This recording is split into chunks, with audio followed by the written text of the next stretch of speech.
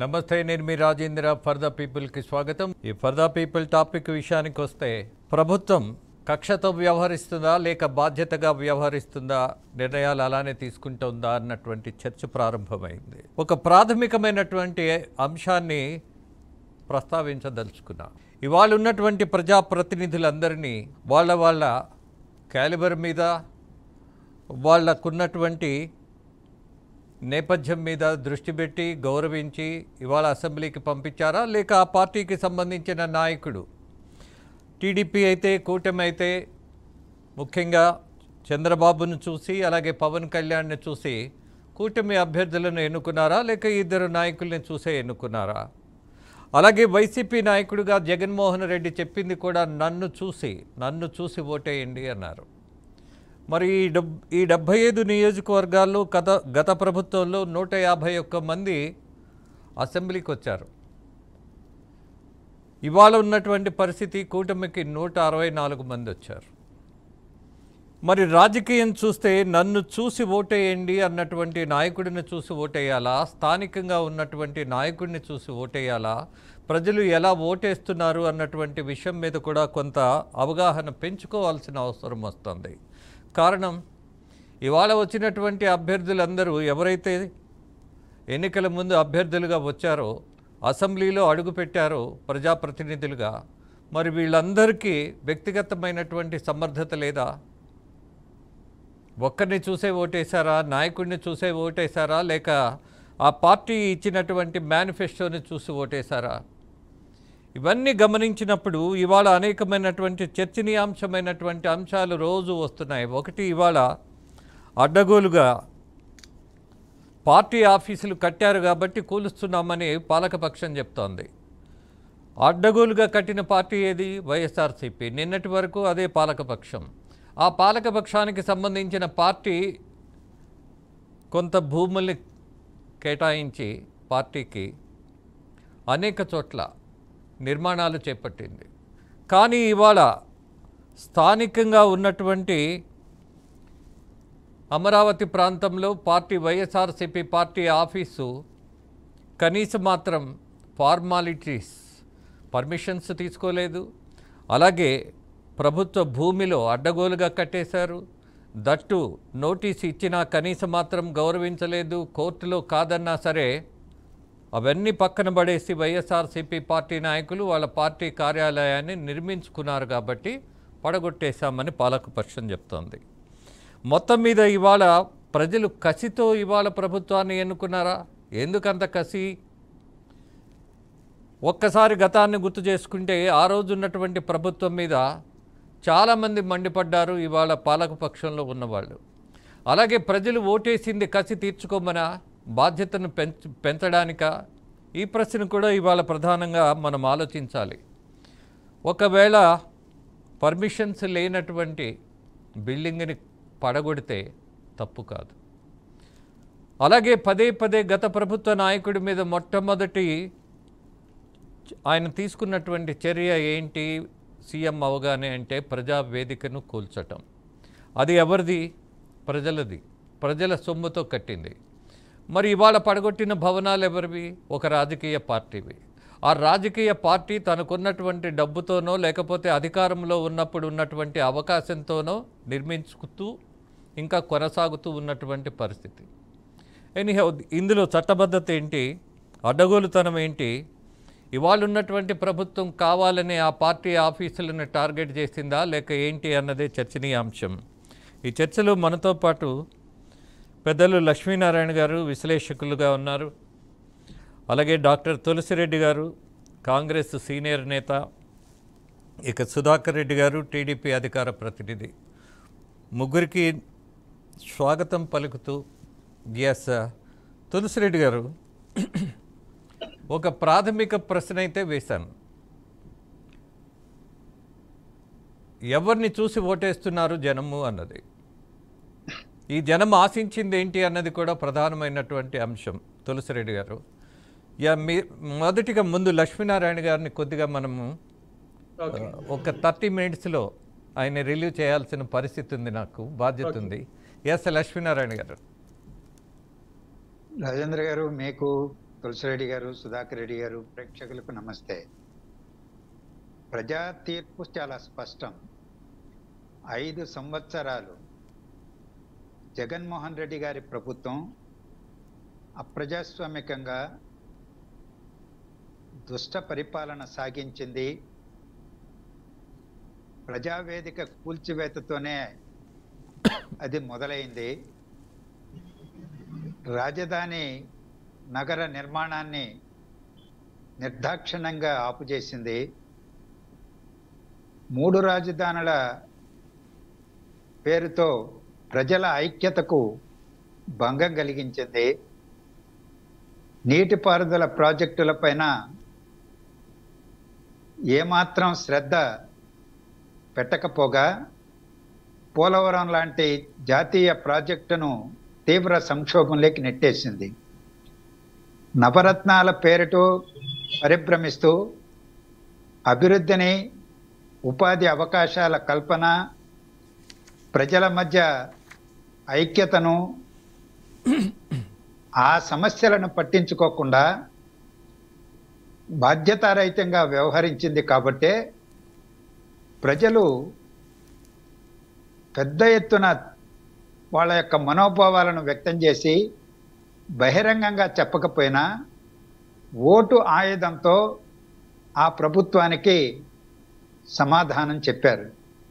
అందుకనే చట్టసభల్లో 10% ఉంటే కానీ ప్రతిపక్ష స్థానం లభించదు. కానీ ఆ స్థానం కూడా చట్టబద్ధంగా అర్హత లేనటువంటి స్థితికి వైఎస్ఆర్సీపీని ప్రజలు నెట్టేశారు. కానీ నిన్న శాసనసభలో సాంప్రదాయాలు, మంచి పద్ధతులను దృష్టిలో పెట్టుకొని ముఖ్యమంత్రి, ఉప ముఖ్యమంత్రి, మంత్రుల తర్వాత ప్రమాణ స్వీకారం మాజీ ముఖ్యమంత్రిగా ఉన్న జగన్మోహన్ రెడ్డి గారికి అవకాశం కల్పించడం జరిగింది. కానీ ఆయన ఆ హుందాతనాన్ని ఆయన కూడా నిలబెట్టారా అంటే నిలబెట్టలేదు అని స్పష్టంగా తేలిపోయింది. కరెక్ట్గా ఆయన పేరు పిలిచినప్పుడు మాత్రమే సభలోకి వెళ్ళి ప్రమాణ స్వీకారం చేసి అందరికీ అభివాదం చేసి స్పీకర్కు చేయగలిపి బయటికి వెళ్ళిపోయారు. అంటే ప్రజల తీర్పును జీర్ణించుకోలేని స్థితిలో ఇంకా జగన్మోహన్ రెడ్డి గారు ఉన్నారు. నేననేది ఏంటంటే ఆయన ఏ తీరులో ఉన్నప్పటికీ, ప్రతిపక్షం ఏ విధంగా వ్యవహరించినప్పటికీ, పాలక పక్షం చట్టసభ యొక్క ఔన్నత్యాన్ని, గౌరవాన్ని, రాజ్యాంగానికి లోబడి సత్సంప్రదాయాలను నెలకొల్పుతూ పనిచేయాల్సినటువంటి అవసరం ఉంది. చర్చలు జరిగే సందర్భంలో అవి రాష్ట్ర సమస్యలు కానీ లేదా బడ్జెట్ పైన కానీ ఎప్పుడైనా సరే ప్రతిపక్షం 1 ఉన్నారా 11 మంది ఉన్నారా అనేటువంటిది సమస్య కాదు. వారికి ఎక్కువ సమయం అభిప్రాయాలు నిర్దిష్టంగా సహేతుకమైనటువంటి వాదనలు వినిపించడానికి అవకాశం కల్పించాలి. ఉమ్మడి రాష్ట్రంలో అనేక ఉదంతాలు మనం చూసాం. ఓంకార్ గారు ఒకరే సభ్యుడు ఉండేవాడు సిపిఐఎంకి, కానీ ఆయన వాదన ప్రభుత్వం వినేది. అలాగే నాగిరెడ్డి గారు, పుచ్చలపల్లి సుందరయ్య గారు, వేములపల్లి శ్రీకృష్ణ గారు, సిహెచ్ రాజేశ్వరరావు గారు, ఇలా ఎంతో మందిని మనం చూసాం. వాళ్ళందరూ కూడా ఉపన్యాసాలు చెబుతుంటే, సమస్యలపైన చర్చల్లో పాల్గొంటుంటే చెవులు నిక్కబడుచుకుని పాలకపక్షం వినేది. ముఖ్యమంత్రి మొదలుకొని మంత్రులు, ఎమ్మెల్యేలు అందరూ కూడా. అందులో ఏమైనా మనం గమనించాల్సింది ఉంది, సరిదిద్దుకోవాల్సింది ఉంది అనేటువంటి ధోరణితో ఆలోచన చేసేవాళ్ళు. పరుషంగానే, అంటే చాలా కటువుగానే, పదునైనటువంటి పదజాలంతో విమర్శలు చేసేవాళ్ళు, ప్రశ్నించేవాళ్ళు, నిగ్గదీసేవాళ్ళు. అలాంటి సత్సంప్రదాయాలు తెలుగునాట చట్టసభల్లో ఉన్నాయి. వాటిని ఒక్కసారి గుర్తు చేసుకొని ఈనాటి సభ కూడా ఎంతమంది ప్రతిపక్ష సభ్యులు ఉన్నారనేది కాదు, వాళ్ళకు అవకాశం ఇచ్చి వాళ్ళు సవ్యంగా హేతుబద్ధంగా మాట్లాడుతుంటే వాటిని వినాల్సినటువంటి బాధ్యత, దానికి స్పందించాల్సినటువంటి బాధ్యత పాలకపక్షం పైన ఉన్నది. అందుకని 5 ఏళ్ల పాటు చట్టసభ మంచిగా ప్రజాస్వామ్యయుతంగా జరుగుతుందని నేనైతే ఆశాభావాన్ని వ్యక్తం చేస్తున్నాను. ఇకపోతే ఇవాళ ఉదయం జరిగినటువంటి ఘటన, వైఎస్ఆర్సీపీ అది రాష్ట్ర కార్యాలయం అంటున్నారు, గుంటూరు జిల్లా కార్యాలయం అంటున్నారు. ఏ కార్యాలయమైనా అది ఒక పార్టీ కార్యాలయం. ఆ పార్టీ కార్యాలయం నిర్మించుకునేటప్పుడు అధికారంలో ఉన్నటువంటి పార్టీ సరైనటువంటి పద్ధతుల్లో అది పట్టా భూమా లేకపోతే సాగునీటి శాఖకు సంబంధించినటువంటి భూమా, దానికి జీవో ఇవ్వడానికి అర్హత ఉన్నదా లేదా, ఇస్తే చెల్లుబాటు అవుతుందా లేదా అనేది పరిశీలన చేయకుండానే, లేదా అడ్డగోలుతనంగా ఏముంది మనమే అధికారంలో ఉన్నాం, ఒక జీవో ఇచ్చి పడేస్తే కట్టేస్తే సరిపోతుంది. అక్కడ ఒక 15 ఎకరాల పొలం ఉందని విన్నాను. అందులో 2 ఎకరాలకు జీవో ఇచ్చారంట. ఆ జీవోలు వెబ్సైట్లో పెట్టడం లేదు కాబట్టి ఎవరికీ తెలియదు. హైకోర్టు చెప్పినా ఆదేశించినా వెబ్సైట్లో పెట్టలా, ఎవరికీ తెలియదు. ఆ శాఖ వాళ్ళకి తెలుసు. ఆ అధికారులు వ్యతిరేకించడానికి ఆనాడు భయపడినట్టుగా కనిపిస్తుంది. కానీ ఆమోదం మాత్రం తెలియజేయలేదట ఈరోజు ప్రసార మాధ్యమాల్లో వచ్చిన దాన్ని బట్టి. కానీ జీవో విడుదల చేసేశారు, అక్కడ నిర్మాణాలను చేపట్టేశారు. ఈరోజు ఆ భూమి సీడ్ యాక్సెస్ రోడ్డుకి అడ్డుగా, ఆ రోడ్డు నిర్మాణానికి అడ్డొచ్చేటువంటి స్థలంలో ఉద్దేశపూర్వకంగానే దాన్ని టేకప్ చేశారు అని చెప్పబడుతున్నది. సీడ్ యాక్సెస్ రోడ్ అంటే నేషనల్ హైవే నుంచి, విజయవాడ గుంటూరు నేషనల్ హైవే నుంచి అమరావతి రాజధానికి కనెక్టివిటీని తీసుకెళ్లేటువంటి ఒక రోడ్డు. గతంలో ప్రతిపక్షంలో ఉన్నప్పుడు వైఎస్ఆర్సీపీ రైతాంగాన్ని రెచ్చగొట్టి భూములను సేకరించడానికి వీలు లేకుండా చేసి 2014-19 కాలంలో సీడ్ యాక్సెస్ రోడ్ను పూర్తి చేయకుండా ఆ రోజు అడ్డపడ్డారు. అధికారంలో ఉన్న తర్వాత ఇదో ఇటువంటి పని చేసి ఆ సీడ్ యాక్సెస్ రోడ్డు భవిష్యత్తులో కూడా జరగకుండా నివారించేటువంటి, అడ్డుకునేటువంటి పద్ధతుల్లోనే ఈ నిర్మాణం చేపట్టారని అంటున్నారు. అంత ఎంతవరకు వాస్తవమో నాకు తెలియదు, నిర్ధారించుకోవాలి. ఏదేమైనా అది ఒక అక్రమ నిర్మాణం, అక్రమ జీవో ద్వారా నిర్మించబడుతున్నది. హైకోర్టుకి వెళ్ళింది. హైకోర్టు కూడా చట్టం ప్రకారం వ్యవహరించండి అని చెప్పింది అంటున్నారు. చట్టం ప్రకారం అంటే అది భూమి నీటిపారుదల శాఖ అనుమతించలేదు, అభ్యంతరం పెట్టింది. వాళ్ళు జీవో ఇష్యూ చేసుకుని ఈరోజు అమలు చేసుకుంటున్నారు.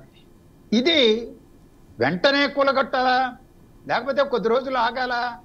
సమస్య ప్రభుత్వం యొక్క విఘ్నత మీద ఆధారపడి ఉంటుంది. ఆలస్యం చేసే కొద్దీ సీడ్ యాక్సెస్ రోడ్డుకే ఇబ్బందులు వచ్చే పరిస్థితి ఉన్నదే అనేటువంటి వాదన ఒకటి వినిపిస్తున్నారు. రెండవది విశాఖపట్నంలో కూడా, అది అనకాపల్లిలోను ఎండాడ చాలా విలువైనటువంటి పట్టణ ప్రాంతాలు. అక్కడ కోట్ల రూపాయలు విలువ చేసే, అక్కడే కాదు రాష్ట్ర వ్యాప్తంగా 33 ఏళ్ల పాటు లీజు పేరుతో ఎకరాకు 1 రూపాయి లేదా 100 రూపాయల పేరుతో జీవోలు ఇష్యూ చేసి వైఎస్ఆర్సీపీకి కార్యాలయాల నిర్మాణానికి అప్పచెప్పారు. అక్కడ విశాఖలో కట్టినటువంటి భవనానికి నోటీస్ అంటించారంతే. నోటీసుకు సమాధానం చెప్పొచ్చు, కోర్టును ఆశ్రయించవచ్చు, లేదా మాజీ మంత్రిగా ఉన్నటువంటి గతంలో పనిచేసిన వ్యక్తి అమర్నాథ్ ఆ నోటీసును, అతికించినటువంటి నోటీసును చించేయడం నేను చూశాను. చించేస్తే సమస్య పరిష్కారం అయిపోతుందా? ఆయన ఉక్రోషం వెళ్ళగక్కడానికి ఉపయోగపడుతుంది. కానీ ఏం చేయగలరు? అక్రమ కట్టడం, ఆక్రమణలు చట్ట వ్యతిరేకం. మరి గతంలో చేశారు కాబట్టి ఇప్పుడు చేయమని కాదు. ఈ రోజు కూడా అక్రమ కట్టడాలు, నా పక్కనే ఏలూరు కెనాల్, కృష్ణా డెల్టాకు సంబంధించిన ఏలూరు కెనాల్ పోతుంది. ఎన్నికల నోటిఫికేషన్ వస్తున్నటువంటి నేపథ్యంలో ఒక మ్యారేజ్ ఫంక్షన్ హాల్ కట్టడం మొదలుపెట్టారు ఒక కుల సంఘం పేరుతో. అంటే ఏదో ఒక పేరుతో అది కాలువ ఒడ్డున కడుతున్నారు. అది సాగునీటి పారుదల శాఖకు అభ్యంతరం చెప్పిందో లేదో నాకు తెలియదు. విజయవాడ మున్సిపల్ కార్పొరేషన్ ఏ విధంగా అనుమతించిందో లేదో నాకు తెలియదు. ఈరోజు పునాదులు వేశారు, పిల్లర్స్ నిర్మాణానికి చేపట్టారు. దాన్ని ఆపాలా లేదా? నేనంటాను ఆపాలంటాను. ఎందుకంటే ఒక్క చోట ఆపకపోతే ఇది రేపు ఈ పార్టీ కూడా చేస్తుంది, పాలక party, Telugu Desam party, BJP, Janasena కూడా చేస్తుంది. వాళ్ళ కార్యాలయాల పేట ప్రభుత్వ భూములను ఆక్రమించుకొని జీవోలు ఇష్యూ చేసుకుని అధికారం ఉందని నిర్మించుకుంటారు. అనుమతిస్తామా? బలపరుస్తామా? బలపరచాం. అందుకని అక్రమ నిర్మాణాలను నిరోధించాలి. ఈరోజు హైకోర్టులే స్థిరాస్తి వ్యాపారస్తులు పెద్ద పెద్ద ఇవి కాంప్లెక్స్లు కడితేనే కొట్టేయమంటున్నారు, తొలగించమంటున్నారు. అందువల్ల న్యాయస్థానాలు ఉన్నాయి, చట్టాన్ని రివ్యూ చేయాలి, నిర్ణయాన్ని రివ్యూ చేయాలి, ప్రజల ఆస్తులు పరిరక్షించాలి. అక్రమ నిర్మాణాలు, అక్రమ భూ కబ్జాలని నిరోధించాల్సినటువంటి వాళ్ళపైన కఠిన చర్యలు తీసుకోవాల్సిన అవసరం అయితే ప్రభుత్వం పైన ఉన్నది. జవాబుదారీతనంతో పారదర్శకంగా చేయాలి అవి. ఎస్ లక్ష్మీనారాయణ గారు. అలాగే తులసిరెడ్డి గారు, గతంలో మనం చూస్తే కాంగ్రెస్ పార్టీ కానీ కమ్యూనిస్టు పార్టీలకు ఉన్నటువంటి కార్యాలయాల మీద ఎప్పుడూ ఒక వివాదాస్పదమైనటువంటి చర్చ జరగల, వార్త కూడా రాలేదు. బట్ ఇవాళ పదే పదే పార్టీ కార్యాలయాల మీద మాత్రం చాలా లోతైనటువంటి విమర్శలు వస్తున్నాయి, వివాదాలు వస్తున్నాయి, అవి కోర్టులో కూడా కనపడుతున్నాయి. అలాగే ఇవాళ పాలకపక్షంగా ఉన్నటువంటి పార్టీ కూడా ప్రభుత్వ భూమిలోనే కట్టుకుంది అని మాట్లాడుతున్నారు మాజీ మంత్రులు కూడా. ఒక్కసారి అంబటి రాంబాబు మాట్లాడింది మీకు చూపిస్తాను, చూసిన తర్వాత విల్ ప్రొసీడ్.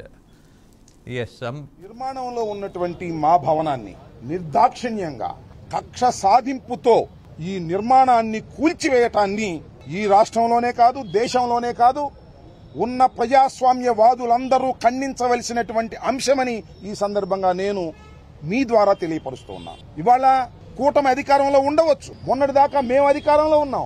అధికారం ఎవ్వరికీ శాశ్వతం కాదనేది చరిత్ర చెబుతున్నటువంటి సత్యం. మీ అధికారం ఉంది కదా అని మా భవనాన్ని కూల్చేయటం ఏమంత ధర్మము అనేటువంటి మాట ఇక్కడ నేను చాలా స్పష్టంగా చెప్పదలుచుకున్నాను. అయితే దీని మీద ఏమంటే, ఇది ప్రభుత్వ స్థలం, ఇరిగేషన్ స్థలం, దీన్ని 33 సంవత్సరాలకు లీజుగా తీసుకోవటం జరిగింది. దీనికి అవి లేవు ఇవి లేవు అని ఏమన్నా చెప్తే చెప్పొచ్చు. ఏ ఉన్నా లేకపోయినా డ్యూ ప్రాసెస్ ని ప్రభుత్వం పాటించాలి. మాకు నిన్న ప్రొవిజనల్ ఆర్డర్ ఇచ్చారు సిఆర్డీఏ వారు. అకార్డింగ్ టు 115 సెక్షన్ ప్రకారం, సిఆర్డీ యాక్ట్ ప్రకారం ఒక ప్రొవిజనల్ ఆర్డర్ ని సర్వ్ చేశారు. అది ఇచ్చిన తర్వాత 15 రోజుల దాకా టైం ఉంటుంది, సబ్జెక్ట్ టు ది కరెక్షన్. ఈ లోపల మేము హైకోర్టుకు వెళ్లాం. నిన్న హైకోర్టులో వాదనలు జరిగాయి. వాదనలు జరిగినప్పుడు ప్రభుత్వం వైపు నుంచి కూడా అడ్వకేట్స్ అటెండ్ అయ్యారు.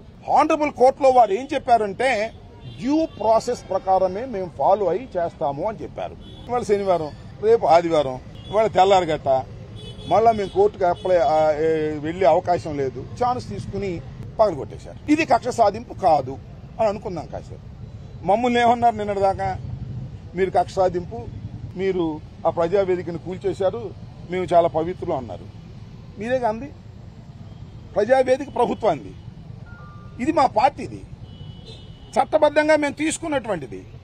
మీరు చట్టబద్ధంగా తీసుకుని ఆఫీస్ కట్టుకున్నారు. మా ఆఫీస్ మీద అంత కడుపుమంటే ఎందుకు? ఎస్ తులసిరెడ్డి గారు, అంబటి రాంబాబు వాదన విన్నారు, మీరే చెప్పారు. కూల్చివేతల జగన్ ప్రభుత్వము వద్దనే ప్రజలు వచ్చేసి ఆ ప్రభుత్వాన్ని కూల్చేశారు 2024లో. అదే పద్ధతి వచ్చేసి మళ్ళా మేము కూల్చివేతల ప్రభుత్వంగానే ఉంటామనేసి టీడీపీ వాళ్ళంటే మళ్ళా అదే ప్రజలు వచ్చేసి 2029లో చంద్రబాబు ప్రభుత్వాన్ని కూల్చేస్తారు. కాబట్టి ఇది పైకి ఎన్నైనా చెప్పొచ్చు, సరే దాంట్లో లీగలా ఇల్లీగలా, కానీ ఓవరాల్ గా ఇది 100% రాజకీయ కక్ష సాధింపు చర్యగా స్పష్టంగా కనపడుతుంది. దాంట్లో వచ్చేసి లీగలా ఇల్లీగలా అది ఉండొచ్చు, కానీ పైకి చూసే వాళ్ళకు, న్యూట్రల్ గా ఉండే వాళ్ళకు కూడా ఇది 100% రాజకీయ కక్ష సాధింపు, దాంట్లో ఎలాంటి సందేహం ఉండదు. కాబట్టి ఇది కరెక్ట్ కాదు. దీనికోసం కాదు జగన్ ఓడించింది ఇట్లాంటి దాంట్లో కోసమని, ఇట్లాంటి వద్దనే చంద్రబాబును కూటమిని గెలిపించింది మళ్ళీ ఇట్లాంటి చేయాల్సిన కాదు.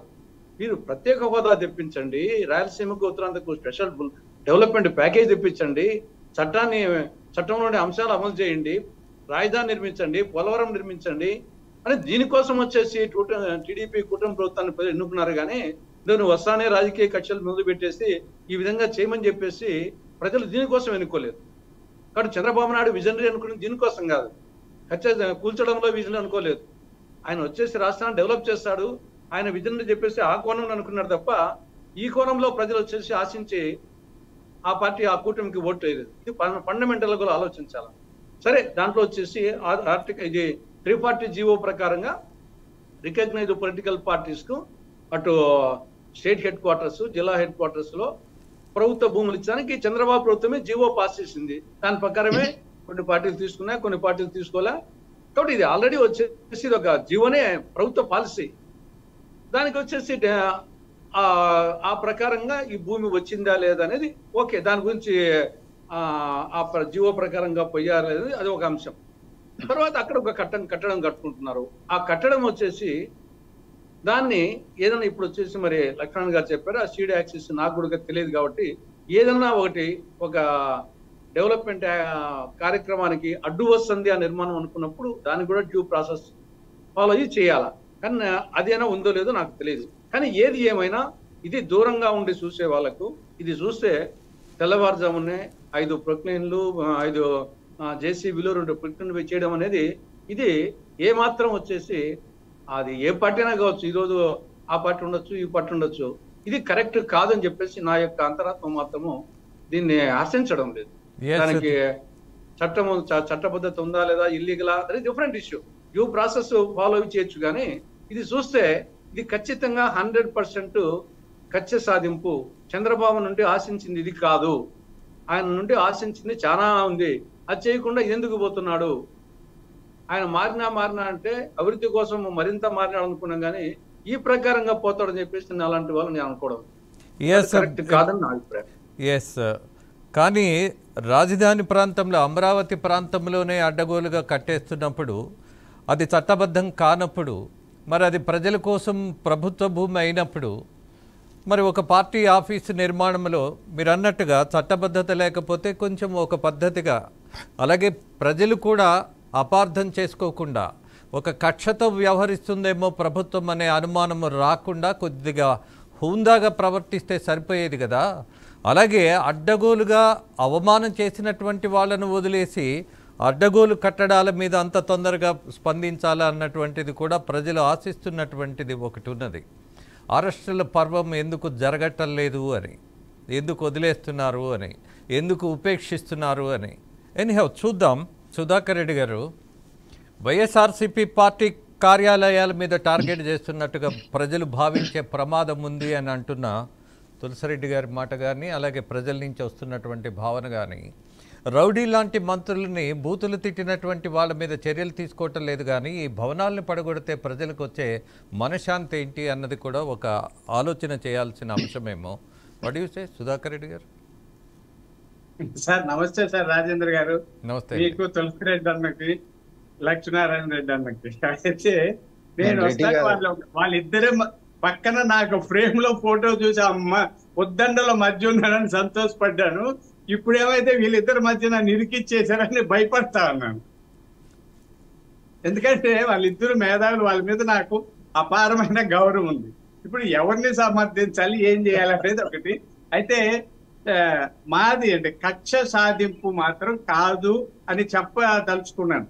ఇప్పుడు తులసిరెడ్డి అన్న గారు చెప్పినట్టు కక్ష సాధింపుల కోసం రాజకీయాలకు ఎవరు రావాల్సిన అవసరం లేదు. అయితే చంద్రబాబు నాయుడు గారు తత్వము కక్ష సాధింపు కాదు. ఆయన తొలి రోజుల్లోనే చెప్పారు, మనం కక్ష సాధించడం కోసం ఎక్కడ ఏం చేయొద్దండి, గొడవలు అల్లర్లు ఏమి వద్దన్నారు. అయితే ఇది వేరు.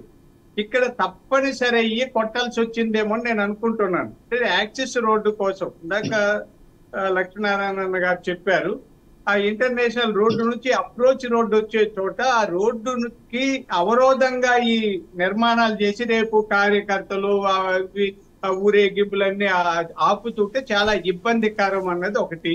పర్మిషన్ లేకుండా తీసుకోవడం 2.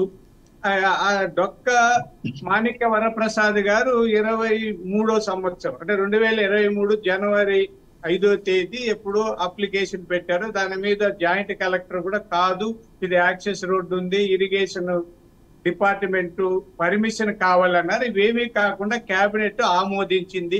ఇక్కడే ఎంత అధికార దుర్వినియోగం కనిపిస్తుందో చూడండి. తర్వాత వచ్చారు వీళ్ళు నోటీస్ ఇచ్చినా తీసుకోలేదు. ఇక్కడ సిఆర్డిఏ యాక్ట్ 115 ప్రకారం సెక్షన్ ప్రకారం వాళ్ళు కొట్టేశారు. ఇక్కడ నా ఉద్దేశం ఇది ప్రభుత్వం కక్ష సాధించాలని వాళ్ళకు చెప్పి చేయించింది కాదనేది నా ఉద్దేశం. 2 ఒక చిన్న విషయం చెప్పదలుచుకున్నాను. తులసిరెడ్డి అన్న గారు కూడా ఉన్నారు. రోషయ్య గారు ఆర్థిక మంత్రిగా ఉన్నప్పుడు 92లో ఒకసారి తిరుపతి ఆర్ఎన్బి గెస్ట్ హౌస్ లో ఉన్నారండి. బజారి వీధిలో నాగరాజ శెట్టి గారని ఆయనకి చాలా సన్నిహితులు, అందరికి తులసిరెడ్డి అన్న గారికి నా లక్ష్మణ అందరికి తెలుసు. నేను అప్పుడు youth Congress state general secretary గారు రోషయ్య గారు నాగరాజ్ ఇంటికి వెళ్తాము సుధాకర్ రెడ్డి పోదాం రా అన్నారు. నేను దగ్గర దారి కదా నేరుగా బజారు వీధిలో తీసుకొచ్చాను ఆర్ఎన్బి గెస్ట్ హౌస్ నుంచి. అది 1 వే. ఏంది 1 వే ఉంది కదా అంటే ఏందన్నా 1 వే ఏముంది మంత్రికి అది తీసేసి పోదాము 200 మీటర్లేండి.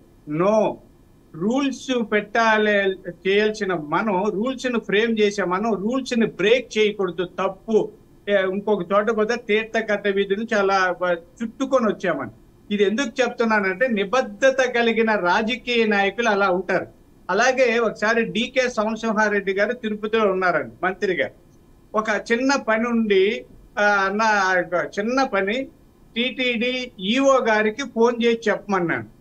అంటే ఆయన ఇంకొక మంత్రి గారి పేరు ఉటంకించి నేను అలాంటి మంత్రి అనుకున్నావా సుధాకర్ రెడ్డి, ఎవరెవరికో చెప్పడం ఎంఆర్ఓకి అప్పుడు లేదా తహసీల్దారు ఆర్ఐలు వాళ్ళకంతా సార్ నమస్తే మా వాడొస్తాడు పని చేయడానికి కాదు. నేను క్యాబినెట్ మినిస్టరు, దీనికి ఒక పద్ధతి ఉంటుంది. నాకు ఒక సెక్రటరీ ఉంటారు ఐఏఎస్లు.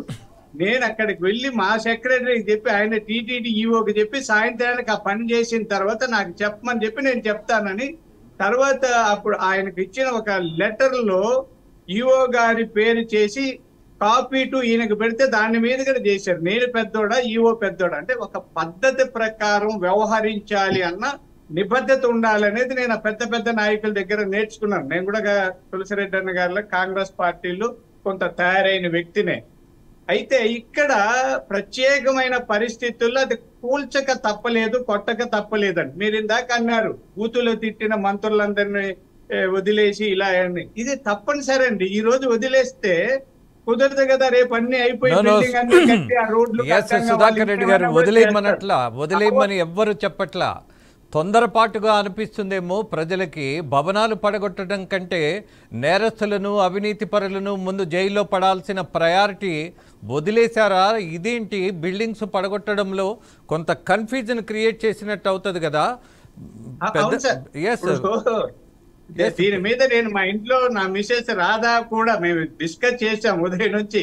నా భార్య కూడా మీరు అన్నది చెప్పింది, కొంత సమయం పాటించుంటే బాగుండు కదని మా రాధా కూడా. అయితే ఇక్కడ అర్జెంట్ అండి. ఏదో ఒక కోర్టులో పోతారు, స్టేజ్ చేస్తారు, మనకు తెలుసు. మాకు తిరుపతిలో చాలా రోడ్లు ఉన్నాయండి. రోడ్లలో ఎవరో ఒక గుడి కట్టేస్తారు, గుళ్ళు కొట్టకూడదు మనం, దానికి హైకోర్టు స్టే ఇస్తారు, అట్లే ఉంటుంది రోడ్డు. మాకు ముత్యాలరెడ్డిపల్లి రోడ్డు అట్లే ఉంది, ఒక అతను భవనం అడ్డంగా ఉంది, ఇంతవరకు కాలేదు. చాలా ఉంటాయి కాబట్టి కొంత అధికారులు ముందు జాగ్రత్త, తొందరపాటు అనను కానీ ముందు జాగ్రత్తగా చేసి ఉండొచ్చు అనేది నా ఉద్దేశం. అయితే జగన్మోహన్ రెడ్డి గారు లాగా మళ్ళీ మేము కూల్చివేతలు చెయ్యము, చంద్రబాబు గారి పాలసీ కూడా కాదు. చూడండి, ఈ రోజు పులివెందల్లో జగన్మోహన్ రెడ్డి గారి మీదనే అక్కసు వెళ్ళగక్కారు, తిరుగుబాటు చేశారని వార్తలు వచ్చారు. పులివెందలకు వెళ్తే నువ్వు ఇన్నాళ్ళు ఆ ప్యాలెస్ కు పరిమితం అయిపోయి ఇప్పుడు ప్రజలు గుర్తుకొచ్చారని కొంతమంది అడిగారు అని వార్తలు వస్తున్నాయి. అలాంటి పరిస్థితుల్ని మేము తెచ్చుకోమండి. చంద్రబాబు గారు చెప్పారు, ఆయన వస్తానే 2009లో కూడా మళ్ళీ మనం అధికారంలోకి రావాలంటే జగన్మోహన్ రెడ్డి గారి లాగా చేయకూడదు, మనం చట్టబద్ధంగా రాజ్యాంగబద్ధంగా సుధాకర్ రెడ్డి గారు ఒక విషయం, మీరు చెప్పిన ఉదాహరణలు ఏవైతే ఉన్నాయో చాలా గౌరవాన్ని పెంచే నాయకుల మీద కానీ రాజకీయం మీద కానీ, బట్ రాజకీయాల్లో చెప్పేవి ఏవి చెయ్యరు అన్నటువంటిది ప్రజల అభిప్రాయం చాలా స్పష్టంగా ఇవాళ దృఢంగా నాటుకుపోయింది. ఆఫ్ కోర్స్ చంద్రబాబు గారు చెప్పుండొచ్చు, బట్ చట్టం ఇక్కడ డిమాండ్ చేస్తే దాన్ని ఆచరించవచ్చు. కానీ పెద్దలు తులసిరెడ్డి గారు చెప్పింది కూడా మనము టార్గెట్ చేస్తున్నది ఒక పార్టీ కార్యాలయాన్ని అన్నటువంటి భావన ఎందుకు రావాలి? ఇంతకు మించినటువంటి సమస్యలు ఉన్నాయి, అవినీతికరమైనటువంటి విషయాలు ఉన్నాయని పాలకపక్షమే చెప్తున్నప్పుడు ఆఫ్టర్ ఆల్ బిల్డింగ్స్ని ఒక 10 రోజులు వదిలేస్తే ఏం పోయేది అన్నటువంటి దాంట్లో ఆయన ప్రజల కోణంలో చెప్పారు. మీరేమో అక్కడ అడ్డొచ్చింది కాబట్టి అది తప్పని పరిస్థితి అన్నారు. ఫైన్. అలాగే లక్ష్మీనారాయణ గారు, అమర్నాథ్ మాట్లాడుతున్నాడు, టీడీపీ కార్యాలయానికి సంబంధించి 15 సంవత్సరాల తర్వాత కట్టుకున్న తర్వాత, ఎప్పుడు 15 సంవత్సరాలు కట్టిన తర్వాత అప్రూవల్ తెచ్చుకున్నారు అని. అందులో నిజమెంతో అబద్ధమెంతో నాకైతే తెలియదు. బట్ ఒక విషయం అయితే చాలా స్పష్టంగా కనపడుతోంది. ఎప్పుడు ఎవరికి అవకాశం వస్తే వాళ్ళు ఆధిపత్యంలోకి వెళ్ళిపోతున్నారు అన్నది మాత్రం నాకు చాలా స్థిరమైన అభిప్రాయం. లక్ష్మీనారాయణ గారు. రాజేంద్ర గారు, అది వైఎస్ఆర్సీపీనా టీడీపీనా లేదా మరో పార్టీనా అవి అప్రస్తుతం. ఇది భూములు పట్టా భూములు కానప్పుడు అది ప్రజల ఆస్తి. ఆ ప్రజల ఆస్తిని ఆక్రమించుకునేటువంటి హక్కు ఏ రాజకీయ పార్టీకి లేదు. అధికారంలో ఉన్న పార్టీ కానీ ప్రతిపక్షంలో ఉన్న పార్టీ కానీ. ఒక రాజకీయ పార్టీకి ప్రభుత్వం స్థలం కేటాయించాలనుకున్నప్పుడు ఒక పార్టీ ఆఫీస్ నిర్మించుకోవడానికి కానీ లేదా ట్రస్టులు నిర్మించుకోవడానికి కార్యాలయాలు, అలాగే రకరకాల ఇప్పుడు మీడియా సంస్థలకు కూడా పత్రికలు, దినపత్రికలకు, వీటికి వాళ్ళందరికీ కూడా గతంలో ప్రభుత్వం నామినల్ రేటుకి స్థలాలు ఇచ్చేది. ఇప్పుడు కూడా ఇవ్వచ్చు, తప్పు కాదు. కానీ అది చట్టబద్ధంగా ఉండాలి.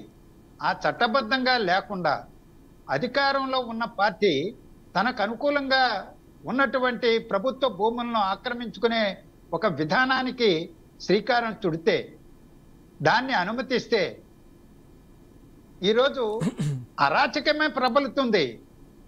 ప్రజా ఆస్తులు, ప్రజల భూములు అన్యాక్రాంతమైపోతాయి. భూసేకరణ చట్టం ఇలాంటి వాటికే అంశాలను పెట్టుకున్నారు కాబట్టే దాన్ని వ్యతిరేకించాం.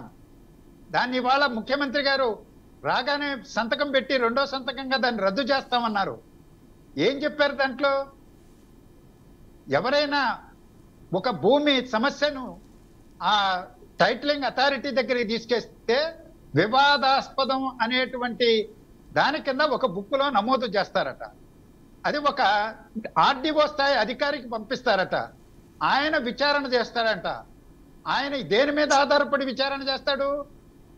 సహజ న్యాయ సూత్రం, న్యాచురల్ జస్టిస్ కొలబద్దగా 1508 సివిల్ ప్రొసీజర్ కోడ్ను మీరు పక్కన పెట్టి న్యాచురల్ జస్టిస్ కొలబద్దగా తీర్పులు ఇవ్వాలని అందులో రాశారు. అంటే ఎలాంటి దుర్మార్గమైన చట్టం! ఇలాంటి చట్టాలు అమల్లోకి వచ్చేస్తే ప్రభుత్వం ప్రజల ఆస్తులు కాపాడగలదా? ప్రజల భూములను కాపాడగలదా?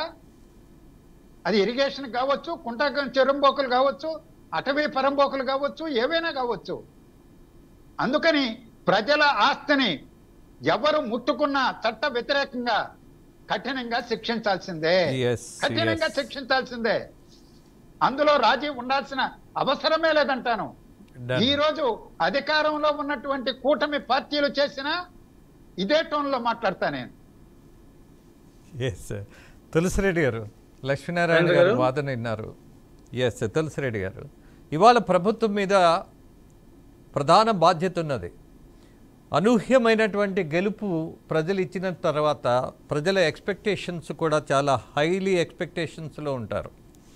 మరి ఇవాళ ఉన్నటువంటి ప్రభుత్వం వాళ్ళ ప్రయారిటీస్ ఎలా పెట్టుకుంటే బాగుంటుంది, ఎలాంటి జాగ్రత్తలు కూడా తీసుకోవాలి అన్నటువంటి విషయం కూడా మీరు ఇంతకుముందే మాట్లాడారు. తులసిరెడ్డి గారు, ఈ పర్టికులర్ అంశానికి సంబంధించి నేను, ఎందుకంటే జనరల్గా ఈ యొక్క ల్యాండ్ టైటిలింగ్ యాక్ట్ దాని జోలికి పడలేదు. ఈ పర్టికులర్ అంశంలో మాత్రము ఖచ్చితంగా ఇది రాజకీయ కక్షతో చేస్తున్నటువంటి నిర్ణయంగా తెలుస్తుంది.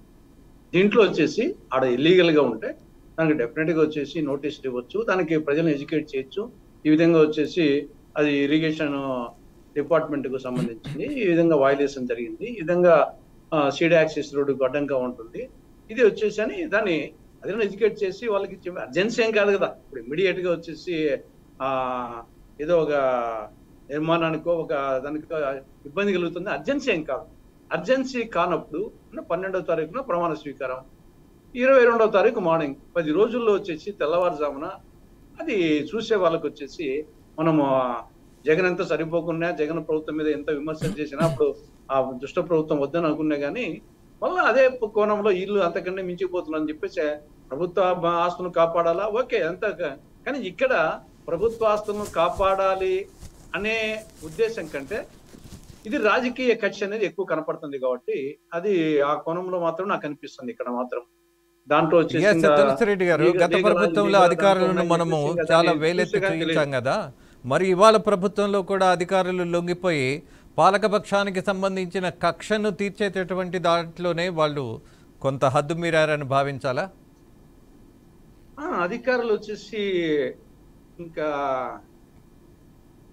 అనిపిస్తుంది వచ్చేసి గతంలో పాతకాలం ఉన్నటువంటి అధికారులు వచ్చేసి ఒకసారి ముఖ్యమంత్రులను కూడా వచ్చేసి ఎడ్యుకేట్ చేసే చీఫ్ సెక్రటరీస్ వాళ్ళు ఉండేవాళ్ళు. ఇప్పుడు వచ్చేసి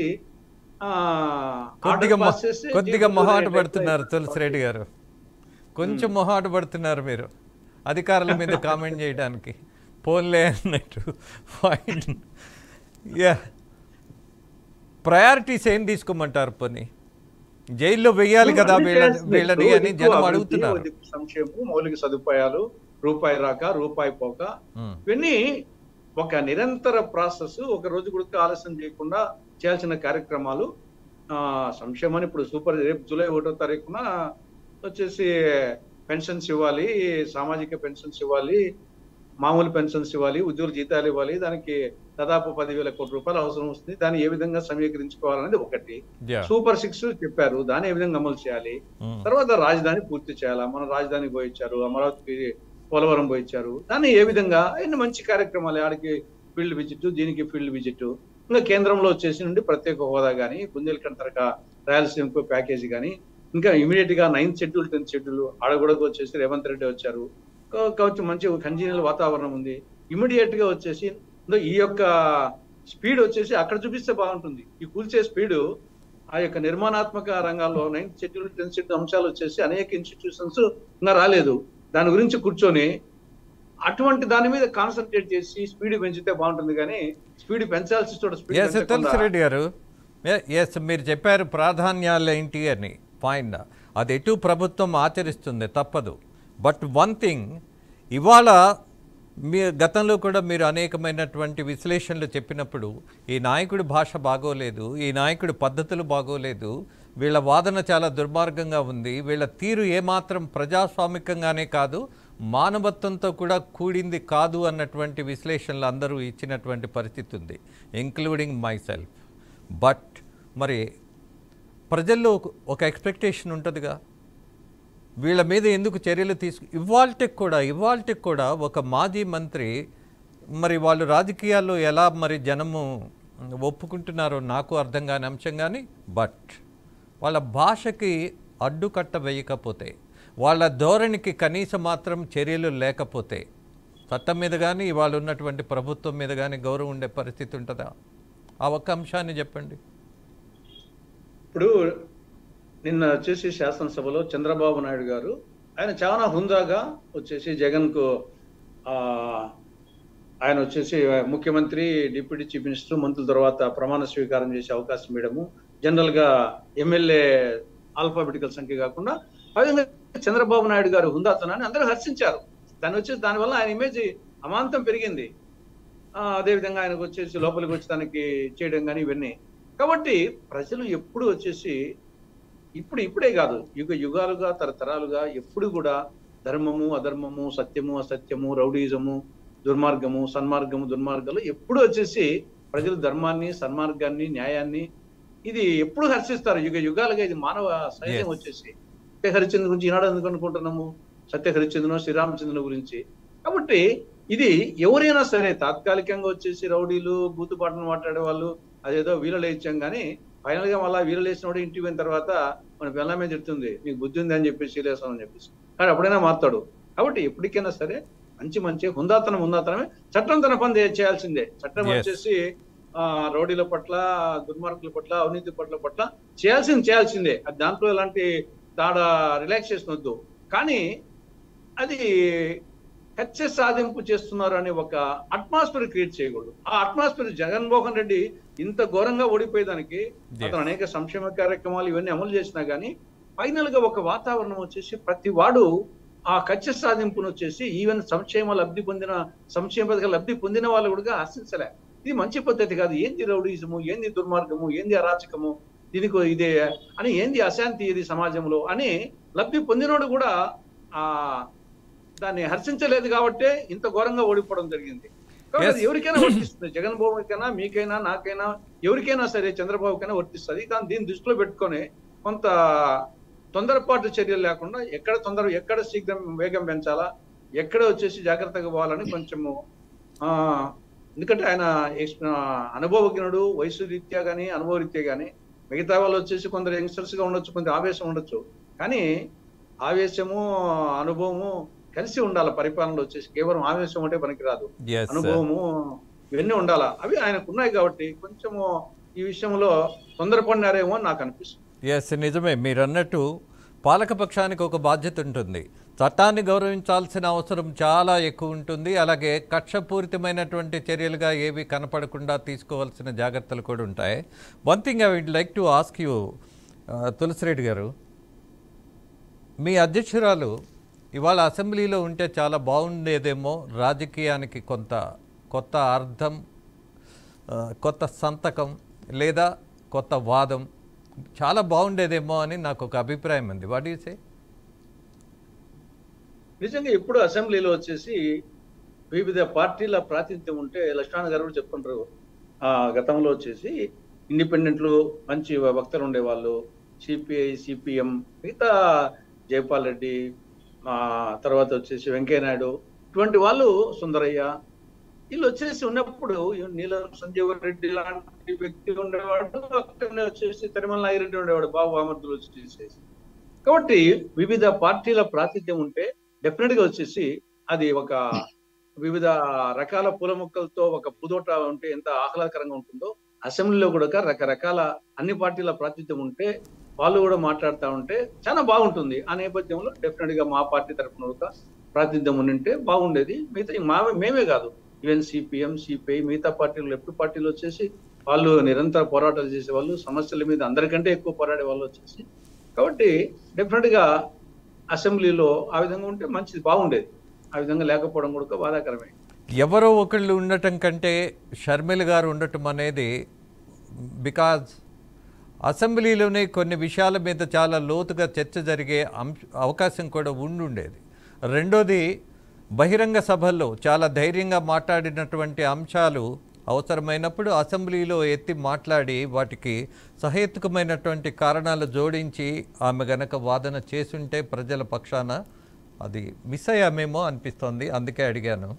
ఎస్, డెఫినెట్గా వచ్చేసి ఆవిడ మంచి వక్త, పోరాటశీలి. కానీ అంతకంటే కూడా మేము 4 ఏళ్ళ ముందు 5 ఏళ్ళ ముందు నేను లక్ష్యం అంటే వాళ్ళు అంతకంటే ఆవిడ రాకముందు కూడా మేము దీని గురించి పోరాడుతున్నాం. కాబట్టి ఆవిడ డెఫినెట్ గా వచ్చేసి మంచి వక్త, పోరాట శక్తి ఉంది. కానీ మిగతా వాళ్ళు వచ్చేసి ఆవిడ కాంగ్రెస్ లోకి రాకముందు నుండి కూడా పోరాడే వాళ్ళం ఉన్నాం. అంతకంటే ఇంకా జగన్మోహన్ రెడ్డి గెలిచిన ప్రారంభం నుండి కూడా ప్రభుత్వ వైఫల్యాల మీద మాట్లాడుతూ ఉన్నాం, పులిందలోనే మాట్లాడుతున్నాం. అలాగే సుధాకర్ రెడ్డి గారు, మీ కార్యకర్తలను కొంతమంది ఈవెన్ వచ్చేసి రాష్ట్ర ప్రభుత్వం ఈ విషయంలో వచ్చేసి తప్పు అని కూడా అంటున్నాం. వచ్చేసి తప్పు దాంట్లో వచ్చేసి ఎలాంటి మొహమాటం లేదు. ఆ ప్రభుత్వమైనా, ఈ ప్రభుత్వమైనా, ఈవెన్ కొన్ని సందర్భాల్లో మా ప్రభుత్వమైనా, ఈవెన్ మా పార్టీ అధ్యక్షురాలు తప్పు చేసినా కానీ నేను ఒక ప్రజాస్వామ్యవాదిగా వచ్చేసి తప్పుంటే తప్పు అని చెప్పే లక్ష్యం ఉన్నది. అది అందరికీ తెలిసిన అంశం. మీ గురించి మీరు ఎందుకు చెప్పుకుంటారు? అన్బయాస్గా మాట్లాడతారు కాబట్టి సుధాకర్ రెడ్డి గారు కూడా మీ పక్కన కూర్చొని మాట్లాడడానికి, మీ వాదన కాదంటానికి కూడా నాకు కొద్దిగా భయమేస్తోంది, గౌరవంతో అన్నారు ఆయన. So that is the capacity of doctor Tulasireddy గారు కానీ, లక్ష్మీనారాయణ గారు కానీ, మీరందరూ ప్రజలకు సంబంధించిన అంశాలు మాట్లాడతారు. కానీ కావాలని రాజకీయాన్ని ఎక్కడ ప్రవోక్ చేసి మాట్లాడిన దాఖలాలు లేవు, అవసరము మీకు లేదు. కనీసం మీలాంటి వాళ్ళు ఉండబట్టి రాజకీయం మీద కానీ, సామాజికమైనటువంటి విషయాల మీద ఒక పాత తరం మీద ఇవాళకి కూడా గౌరవం ఉంటుంది. ఎస్. అలాగే సుధాకర్ రెడ్డి గారు, మీ కార్యకర్తలను కొంచెం సమయంతో వేచి చూడాలి అన్నటువంటి పరిస్థితిగా ఒక సందేశం ఇవ్వాలేమో. ఎందుకంటే కొంతమంది తొందరపడుతున్నారు. అవునండి సార్, ఇప్పుడు మీకు చంద్రబాబు నాయుడు గారు సంయమనం పాటించమని చెప్పినట్టే మేము కూడా మా ప్రాంతాలని చెప్తున్నా. మా ఊర్లోనే పెనుమూరు మండలంలో మొన్న ఒక గొడవ జరిగింది. వైఎస్ఆర్ పార్టీ మండల కన్వీనర్ విజయ్ కుమార్ రెడ్డి మీద కొంతమంది వెళ్ళి ఆ రాత్రి కారు పగలగొట్టారండి. కారు మీద అద్దాల మీద రాళ్ళేసి పగల కొడితే మా పార్టీ నాయకులు పోలీస్ స్టేషన్కి పోయి వాళ్లకు మాకు సంబంధం లేదు, మీరు చట్టబద్ధంగా కేసులు పెట్టుకోండి చెప్పొచ్చాను. మా ఊరి విషయం చెప్తున్నారు. పెనుమూరు మండలంలో మేము కూడా ఈ కక్షలు కార్పణ్యాలు మాకు పద్ధతి కాదు, చంద్రబాబు నాయుడు గారు మమ్మల్ని సంయమనం పాటించమన్నారు అని చెప్పాము. అది చేస్తున్నాం చట్టబద్ధంగా. ఈ వ్యవహారంలో నేను తులసిరెడ్డి అన్న గారి అభిప్రాయాన్ని చాలా గౌరవిస్తాను, ఏకీభవిస్తాను. అలాగే లక్ష్మీనారాయణ అన్న కూడా చెప్పారు.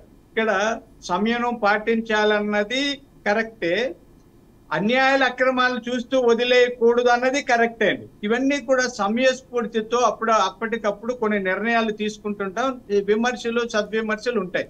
ఇకపోతే జగన్మోహన్ రెడ్డి గారి దగ్గరికి వస్తామండి. ఆయన ఈ రోజు అసెంబ్లీకి రాకుండా మాట్లాడబోవడం తప్పండి. 11 మంది అయితే ఏమండి, ఒక్కరైతే ఏమి సార్ మనం ఇక్కడ మాట్లాడుతున్నది మీతో కలిపి మేము ముగ్గురం, మనం ముగ్గురం మాట్లాడుతుంటే మేము ముగ్గురము లక్షల మంది చూస్తున్నారా లేదా, ఈ అభిప్రాయాలను డిస్కస్ చేస్తున్నారా లేదా.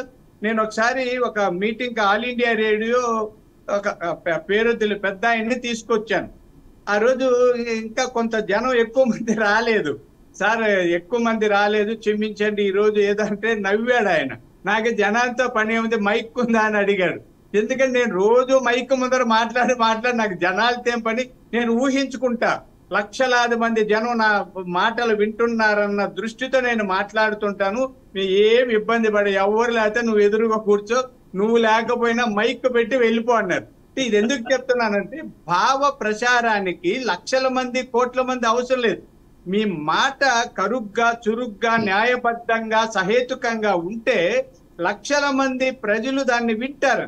కానీ జగన్మోహన్ రెడ్డి గారికి నా సలహా ఒక పెద్ద దిక్కుగా, మా ప్రాంతం కదా, మీది తనాలే మాది తనాలి అన్నట్టు మా రాయలసీమకి 11 మందికి నేర్పించండి. జగన్మోహన్ రెడ్డి గారు 25 మంది మంత్రులు ఉన్నారు, ఒక్కొక్కరు ఇద్దరు, కొంతమంది ముగ్గురిని తీసుకోండి. ఆ శాఖల్ని మీరు తీసుకోండి, ఆ శాఖల మీద పట్టు సాధించండి, మాట్లాడండి, అసెంబ్లీలో మెప్పించండి. ఎంత అల్లరి చేస్తారు ఎవరు చేసి జనం ఓహో అతనికి విలువ పెరుగుతుందని. నాకు తెలిసి ఒక చిన్న రాజగోపాల్ నాయుడు గారు నాకు గురువు అండి రాజకీయాల్లో, మా చిత్తూరు ఎక్స్-ఎంపీ. వాళ్ళ అమ్మాయి గల్లా అరుణకుమారి గారు ఎమ్మెల్యే అయినప్పుడు ప్రతిరోజు ఆయన రాసిచ్చేవాడు, అమ్మ ఇలా మాట్లాడాలి ఇలా చెయ్యాలని.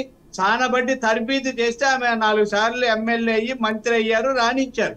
ఇలా జగన్మోహన్ రెడ్డి గారు ఈ కక్షలు ఇవన్నీ వదిలేసి ఏదో పులివెందలు వెళ్ళి దాక్కుంటానని, నన్ను స్పీకర్ గారు మొన్న ఎప్పుడో తిట్టారు కాబట్టి నేను సభకు రానని, ఇట్లాంటి కబుర్లు మానేసి నిర్మాణాత్మకంగా ఏమండి, భారతీయ జనతా పార్టీ ఇద్దరు ఎంపీలు ఉంటే దేశంలో మాట్లాడలేదా? ఇందాక వీళ్ళు కమ్యూనిస్టులు పుచ్చలపల్లి సుందరయ్య గారు గాని తరిమిల నాగిరెడ్డి గారి వాళ్ళంతా ఒక్కొక్కరు ఉన్నా, ఇద్దరున్నా, ముగ్గురున్నా బలీయమైన వాదన వినిపించడం వల్ల పార్టీలు నిలబడి ఉన్నాయి. ఇప్పుడు ప్రజలు చాలా సందర్భాల్లో బాగా మాట్లాడే వాళ్ళకి ఓట్లు వేయకపోవచ్చు. ఇప్పుడు నేను బాగా మాట్లాడతాను డిబేట్లు అంటే నేను వార్డు కూడా గెలవకపోవచ్చు. నాకు పార్టీ సపోర్ట్ లేకపోతే ఇప్పుడు నాకున్న పాపులారిటీ తిరుపతి అంటే గర్వంగా అది ఎవరికి లేదు. కానీ నాకు తెలుగుదేశమో లేదా వైసీపీనో ఇంకొక పార్టీ ఉంటే తప్ప నేను గెలవు. నేను పోటీ చేస్తే ఇండిపెండెంట్ గా 2000 సుధాకర్ రెడ్డి గారు, మాజీ ముఖ్యమంత్రి జగన్మోహన్ రెడ్డి ఒక విషయం చెప్పారు. ఆయన గురించి చెప్పుకుంటూ నిజాయితీగా ఉంటే గెలవరట, ధర్మాన్ని ఆచరిస్తే ఓడిపోతారట. అదే పరిస్థితి నాది, నేను అతి నిజాయితీగా ఉన్నాను కాబట్టే ఓడిపోయాను అని అదొక సందేశం ఇచ్చారు. ఎనీహౌ లక్ష్మీనారాయణ గారు చివరిగా ముగిస్తూ, ఇప్పటి వరకు చేసినటువంటి చర్చలో మనము ఈ కట్టడాల మీద కంటే కూడా కట్టాల్సిన వాటి మీద దృష్టి పెట్టాలంటున్నారు, ఫైన్. అలాగే ప్రజలు నమ్మకం పెంచేటటువంటి వాటి మీద కూడా దృష్టి పెట్టమంటున్నారు. మొత్తం మీద మనం ఈ సమీక్షకు మీరు ఒక ముగింపిస్తే నేను ఈ కార్యక్రమాన్ని ముగించేస్తా. రాజేంద్ర గారు, మన అజెండాలో అంటే రాష్ట్ర ప్రజల అజెండాలో అతి ముఖ్యమైనటువంటిది రాజధాని నిర్మాణం. రాజధాని లేని రాష్ట్రం అంటూ హేళన చేసేటువంటి వాళ్లకు ధీటైన సమాధానం చెప్పాల్సినటువంటి తరుణం. ఆ సిఆర్డిఏ లేదా చట్టం ప్రకారం రూపొందించినటువంటి ఆకృతికి అనుగుణంగా రాజధాని నిర్మాణానికి అడ్డం వచ్చేటువంటి ఏ పనైనా సరే దాన్ని తొలగించుకుంటూ ముందుకెళ్లాల్సినటువంటి అవసరం ఉంది. ఎక్సలెంట్ ఆ కోణం నుంచే నేను ఇంతకు ముందు మాట్లాడింది కూడా ఒకటి. ఎందుకంటే సీడ్ యాక్సిస్ రోడ్డు కనెక్టివిటీ అనేది కీలకమైంది. రోడ్డు లేదు, ఎడారి లేకపోతే అడవి ప్రాంతం అని గత ప్రభుత్వ కాలంలో మంత్రులు స్పీకర్లతో మొదలుకొని మాట్లాడారు. రహదారే లేదని. ఆ రహదారి ఏర్పాటు చేయడానికి అడ్డం వచ్చేటువంటి దాని నిజమే అడ్డంగా ఉంటే దాన్ని తొలగించక తప్పదు అనేది నా అభిప్రాయం. ఒకటి అంటే ఇది రాజధాని నిర్మాణంలో అంతర్భాగంగానే నేను చూస్తున్నాను. ఎందుకంటే సిఆర్డిఏ కంప్లైంట్ చేసింది, అభ్యంతరం పెట్టింది. లక్ష్మీనారాయణ గారు చాలా విలువైన సమాచారం ఇచ్చారు. అలాగే ఒక మెసేజ్ కూడా ఇచ్చారు. ముగిస్తాను if you don't mind. But మన ముగ్గురం ఒకటి గమనించాలి. తులసిరెడ్డి గారు మనకి ఏ సుమతి శతకం చెప్పలా. మిస్ అయ్యాం తులసిరెడ్డి గారు, చాలా మిస్ అయ్యాం.